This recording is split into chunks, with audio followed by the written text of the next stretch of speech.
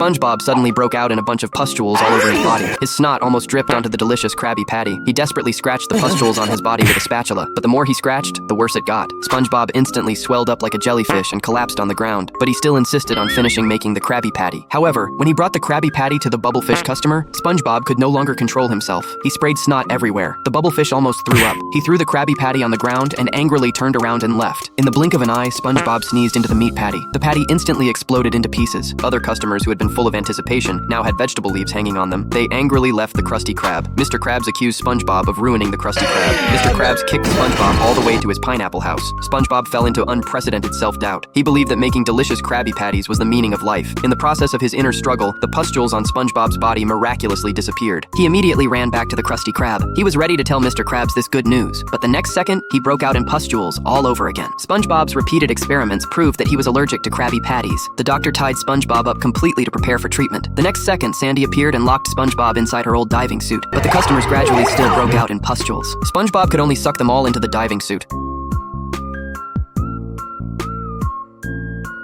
Squidward also couldn't escape the fate of being sucked into the diving suit. The next second, he sprayed some cheap perfume to purify the air. Everyone inside the diving suit broke out in pustules again. It turned out the real culprit wasn't the delicious Krabby Patties, but rather Squidward's cheap perfume.